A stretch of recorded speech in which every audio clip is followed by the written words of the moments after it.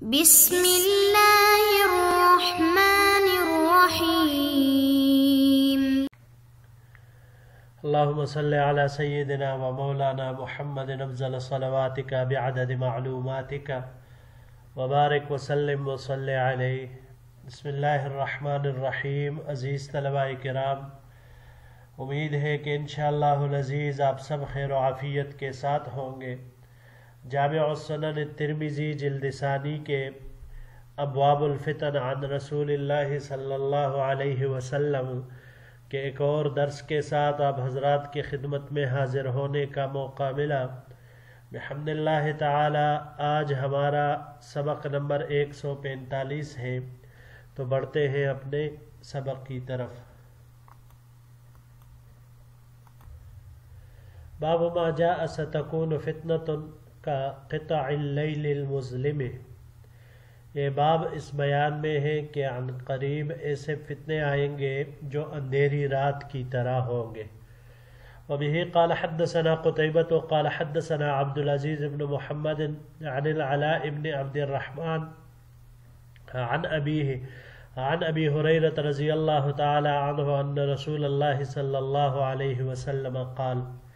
ہمیں روایت کی قتیبہ نے، انہوں نے عبدالعزیز ابن محمد سے، انہوں نے علاء ابن عبد الرحمن سے، انہوں نے اپنے والد سے، انہوں نے حضرت ابو ہریرہ رضی اللہ تعالی عنہ سے کہ حضور نبی کریم صلی اللہ علیہ وسلم نے ارشاد فرمایا، بادروا بالاعمال فتنا كقطع الليل المظلم يصبح الرجل مؤمنا ويمسي كافرا ويمسي مؤمنا ويصبح كافرا۔ نیک اعمال میں جلدی کرو اس سے پہلے کہ اندھیری رات کی طرح فتنے رونما ہو جائے، جن میں انسان صبح مومن اور شام کو کافر ہوگا،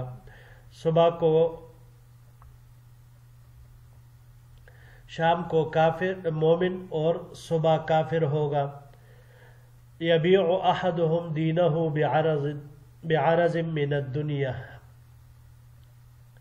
اور آدمی اپنا دین دنیا کے سامان کے بدلے میں فروخت کر دے گا۔ ھذا حدیث حسن صحیح، یہ حدیث حسن صحیح ہے۔ بہ قال حدثنا سوید بن نصر قال حدثنا عبد الله بن المبارک قال حدثنا معمر عن الزہری عن ہند بنت الحارث عن ام سلمة رضی اللہ تعالی عنہا۔ ہمیں روایت کی سوید بن نصر نے، انہوں نے عبداللہ ابن مبارک سے، انہوں نے معمر سے، انہوں نے زہری سے، انہوں نے ہند بنت الحارث سے، انہوں نے ام المؤمنین ام سلمہ رضی اللہ تعالی عنہا سے ان النبی صلی اللہ علیہ وسلم استيقظ لیلتا فقال، کہ حضور نبی کریم صلی اللہ علیہ وسلم ایک مرتبہ رات کو بیدار ہوئے اور فرمایا، سبحان اللہ ماذا انزل اللیلۃ من الفتنۃ، سبحان اللہ آج رات کتنے فتنے نازل کیے گئے، ماذا انزل من الخزائن، اور کتنے ہی خزانے اتارے گئے، من یوقظ صواحب الحجرات، کون ہے جو ان حجرے والیوں کو، یعنی ازواج مطہرات کی طرف اشارہ ہے، ان کو بیدار کرے، یا رب کاسیۃ فی الدنیا عاریۃ فی الآخرہ، بہت سے دنیا میں لباس پہننے والی عورتیں آخرت میں ننگی ہوگی۔ ھذا حدیث صحیح، یہ حدیث صحیح ہے۔ اگلے سلائیڈ کی طرف بڑھتے ہیں جی۔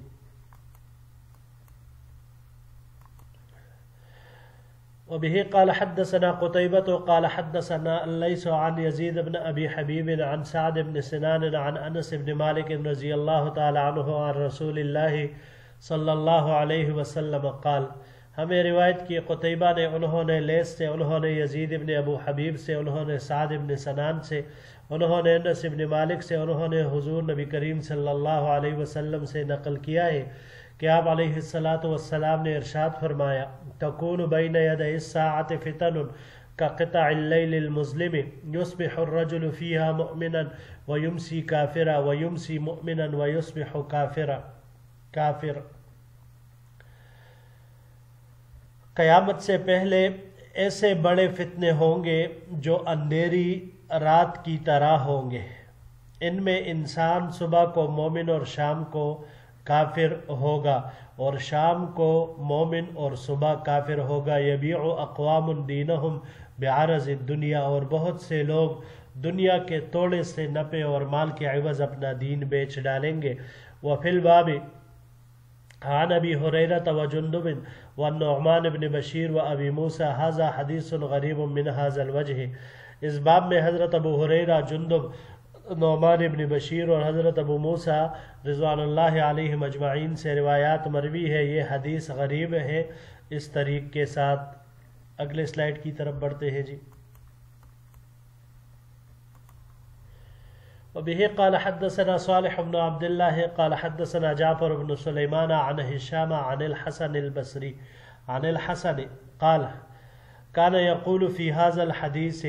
میں روایت کی صالح بن عبداللہ نے، انہوں نے جعفر بن سلیمان سے، انہوں نے ہشام سے، انہوں نے حضرت حسن بصری رحمہ اللہ سے کہ وہ حضور نبی کریم صلی اللہ علیہ وسلم حدیث مبارک کے اس حصے کے بارے میں فرماتے تھے، یصبح الرجل مؤمنا ویمسی کافرا ویمسی مؤمنا ویصبح کافرا، یعنی ایک شخص صبح مومن ہوگا، شام کو کافر ہوگا، شام کو مومن ہوگا اور پھر صبح کافر ہوگا۔ اس کے بارے میں حسن بصری رحمہ اللہ نے فرمایا، یصبح محرما لدم اخیہ وعرضہ ومالہ، کہ آدمی صبح کو اپنے بھائی کے نفس، مال اور عزت کو اپنے اوپر حرام سمجھے گا، محرما اپنے اوپر حرام سمجھے گا، ویمسی مستحلا لہ، مگر شام کو پھر اپنے اوپر حلال سمجھنے لگے گا، ویمسی محرما لدم اخیہ، اور شام کے وقت اپنے بھائی کی جان، مال، عزت، آبرو اپنے اوپر حرام سمجھے گا، وعرضہ ومالہ ویصبح مستحلا لہ، اور اسی طرح صبح کے وقت اپنے اوپر اس کو حلال سمجھے گا۔ یہ حضرت حسن بصری رحمہ اللہ نے حضور نبی کریم صلی اللہ علیہ وسلم کے اس جملے کی تفسیر فرمائی۔ وبه قال حدثنا الحسن بن علي الخلال قال حدثنا يزيد بن هارون قال حدثنا شعبة عن سماك بن حرب عن علقمة بن وائل بن حجر عن أبيه قال۔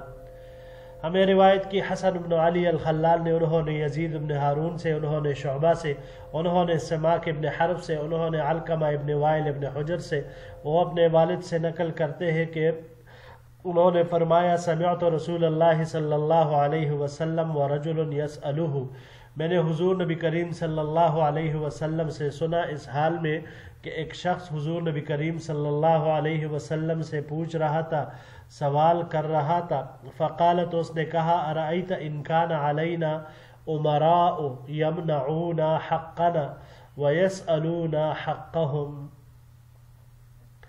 اگر ہم پر ایسے حکمران حکومت کرنے لگے جو ہمیں ہمارا حق نہ دے اور ہم سے اپنا حق طلب کرے تو ایسے میں ہم کیا کریں؟ فقال رسول اللہ صلی اللہ علیہ وسلم، حضور نبی کریم صلی اللہ علیہ وسلم نے ارشاد فرمایا، اسمعوا واطیعوا فانما علیہم ما حملوا وانما علیکم ما حملتم، ان کی بات سنو اور اطاعت کرو، کیونکہ ان پر وہ چیز لازم ہے جن کے وہ مکلف ہے، اور تم پر وہ کچھ لازم ہے جس کے تم مکلف ہو۔ ھذا حدیث حسن صحیح، یہ حدیث حسن صحیح ہے۔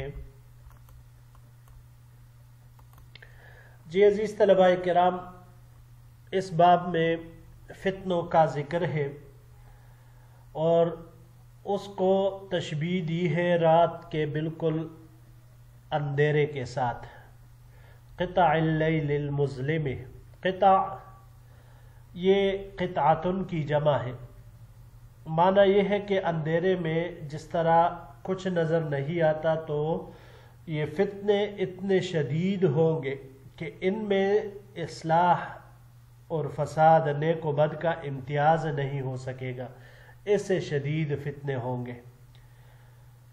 اب یہاں پر ان احادیث مبارکہ میں اس باب کے تحت امام ترمذی رحمہ اللہ نے جو بیان کیے ہیں تو ان میں تمام میں فتنوں کے ظہور کا ذکر ہے، اور حضور نبی کریم صلی اللہ علیہ وسلم نے اس میں تاکیداً فرمایا ہے۔ پہلے حدیث کو آپ لے لیجئے، بادروا بالاعمال، کہ نیک اعمال کر لو، سبقت کرو اس کی طرف، اس سے پہلے کہ فتنے رونما ہو جائے۔ وجہ اس کی یہ ہے کہ نیک اعمال فتنوں سے پہلے انسان یکسوئی کے ساتھ، توجہ کے ساتھ، پورے لگن کے ساتھ وہ کر سکتا ہے، لیکن جب فتنوں کا ظہور ہوگا تو پھر انسان کی یکسوئی وہ نہیں رہے گی، پھر عبادت کرنا مشکل ہوگا۔ اور کیسے مشکل ہوگا؟ آپ صلی اللہ علیہ وسلم نے فرمایا یصبح الرجل مؤمنا ویمسی کافرا ویمسی مؤمنا ویصبح کافرا، کہ جب انسان کا ایمان ہی خطرے میں ہو تو پھر اعمال کہاں سے آئیں گے؟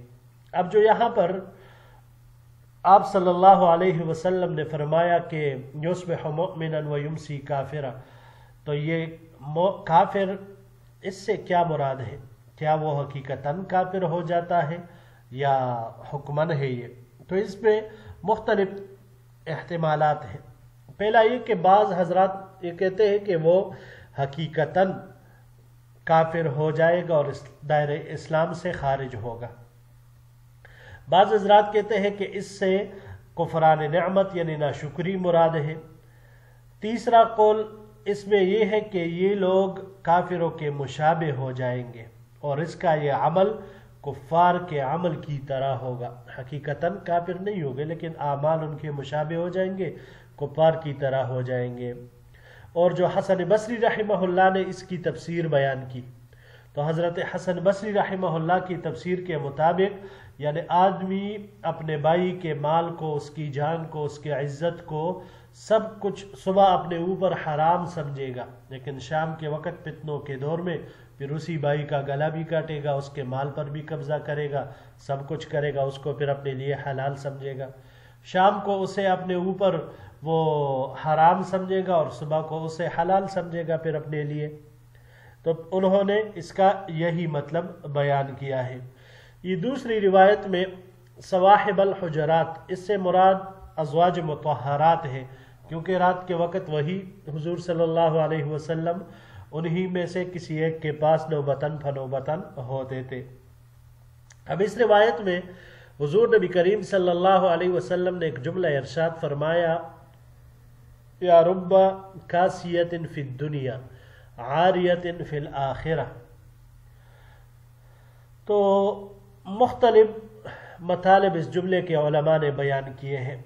پہلا یہ کہ بہت سی خواتین دنیا میں لباس تو پہنتی ہوگی لیکن عمل نہ کرنے کی وجہ سے آخرت میں عاریتن، وہ بالکل ثواب سے خالی ہوگی، تہی دست ہوں گی، کچھ بھی نہیں ہوگا ان کے پاس، کیونکہ ثواب تو ہوتا ہے عمل کا، اب عمل دنیا میں ہوا نہیں تو آخرت میں ثواب کہاں سے آئے گا۔ دوسرا مطلب اس میں یہ ہے کہ کپڑے پہنے ہوں گے لیکن ان کپڑوں سے ان کا ستر وہ پوری طرح سے ڈھکا نہیں ہوگا، اس لیے آخرت میں انہیں عذاب دیا جائے گا۔ تیسرا قول یہ ہے کہ اللہ کی نعمتوں کا لباس پہنا ہوگا مگر اللہ کی نعمتوں کی قدردانی نہیں کی ہوگی، شکر ادا نہیں کیا ہوگا، جس کی وجہ سے آخرت میں انہیں ثواب نہیں ملے گا، تو آخرت میں یہ ایسے ہی تہی دست رہے گی۔ یا ایک قول اس میں یہ بھی ہے کہ نیک شوہر کا لباس اس عورت کو حاصل ہوگا مگر آخرت میں پھر بھی وہ نیک شوہر بھی اسے نفع نہیں پہنچا سکے گا، کیونکہ نیک اعمال کے بغیر شوہر کے نیک ہونے سے بیوی کو کوئی نفع یا اجر اور ثواب وہ نہیں پہنچتا۔ علامہ طیبی رحمہ اللہ نے اس قول کو راجح قرار دیا ہے، کہتے ہیں کہ اگرچہ یہ مقام ازواج مطہرات سے متعلق ہے مگر حکم کے اعتبار سے یہ بالعموم ہے، سب کو شامل ہے۔ آخری روایت میں اس باب کے حضور نبی کریم صلی اللہ علیہ وسلم سے سائل نے جب پوچھا کہ حکمران جب ہمارے عمراء ہمارے حقوق ادا نہ کرتے ہو اور اپنے حقوق کا ہم سے مطالبہ کرتے ہو تو کیا ہم ان کے حقوق ادا کرتے رہے، ہم ان کی اطاعت کرتے رہے؟ تو حضور نبی کریم صلی اللہ علیہ وسلم نے ان کو فرمایا فَإِنَّمَا عَلَيْهِمْ مَا حُمِّلُوا وَإِنَّمَا عَلَيْكُمْ مَا حُمِّلْتُمْ، علیہم اور علیکم ان دونوں کو مقدم کیا ہے، تو مقدم کرنے میں یہ کلام میں حصر اور تاکید کرنا مقصود ہے کہ مطلب حکمرانوں پر وہی کچھ لازم ہے جس کے وہ مکلف ہے. اب اگر وہ اس میں کوتاہی کریں گے، اس میں کسی قسم کی وہ یہ ہے کہ کمی کریں گے تو وہ لوگ گناہگار ہوں گے. تو اسی طرح رعایا بھی ہے، ان پر ان امور میں اطاعت واجب ہے جو شریعت کے مطابق ہو، جو حدود اللہ میں کے اندر ہو. لیکن اگر عوام بھی رعایا بھی ان حقوق کے اندر کوتاہی کریں گے تو لہٰذا وہ بھی اللہ کے ہاں محفوظ ہوں گے اور ان کا بھی مواخذہ پھر اس کے اوپر کیا جائے گا.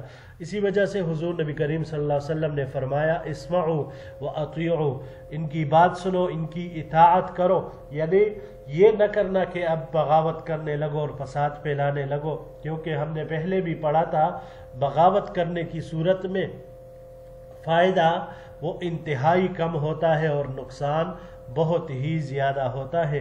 لہٰذا ایسے حالت میں یہ ہے کہ جائز امور میں حاکم کی اطاعت کی جائے، بغاوت بلند نہ کی جائے. جی عزیز طلباء کرام، یہی تک ہمارا آج کا سبق تھا. انشاءاللہ العزیز زندگی رہی تو اگلے درس میں ایک نئے باب کے ساتھ پھر آپ کی خدمت میں حاضر ہوں گے. السلام علیکم ورحمۃ اللہ وبرکاتہ.